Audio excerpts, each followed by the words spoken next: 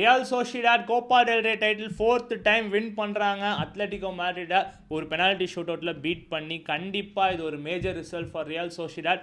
And Atletico மேட்ரிட்டுக்கு செம டிசப்பாயின்மெண்ட்டாக இருக்கும். பிகாஸ் அவங்க தான் கிளியர் ஃபேவரட்ஸாக இருந்தாங்க மேட்ச்சுக்கு முன்னாடி.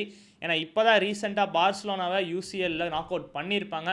And Koppa del ரேலையும் knock out பண்ணிட்டு தான் வந்திருப்பாங்க. ஸோ கண்டிப்பாக இன்னைக்கு சிமியோனுக்கு அண்ட் அத்லெட்டிகோவுக்கு 5 years கழிச்சு ஒரு சில்வர் வேர் கிடைக்க போகுது அப்படின்னு நினச்சிட்டு இருக்கும் போது தான் ரியல் சோசிடாட் உள்ளே வந்து தம்பி உனக்கு ஒரு அதிர்ச்சி அப்படின்ற மாதிரி ஒரு பர்ஃபார்மன்ஸு.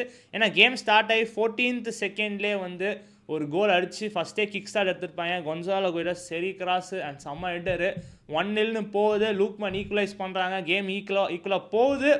ஆனால் ஃபஸ்ட் ஆஃப் எண்டிங்கில் ஒரு பெனால்ட்டியை விட்டுடுறாங்க. ஒயார்சாபால் உங்களுக்கே தெரியும், ஸ்பெயினுக்காக இருக்கட்டும் ஆர் ரியல் சோசிடாடுக்கு பெனால்ட்டி மோஸ்ட்டாக மிஸ் பண்ண மாட்டார். அடித்து 2-1 போகுது. அண்ட் அத்லெட்டிகோ மேட்ரிட்டுக்கு உண்மையிலே லிட்ரலாக ஒரு பயம் இருந்தது கேம் கை விட்டு போகுதுன்னு. அப்போ தான் ஜூலியன் அல்வாரஸ் வந்து காப்பாற்றிட்டாருன்னு சொல்லலாம். 83rd மினிட்ல ஒரு சரியான கட் பண்ணி ஒரு கோல் அடிப்பார். மொத்த டீமும் சிமியானையும் வந்து செலப்ரேஷனை போடுவான். ஸோ 2-2 ஆகுது.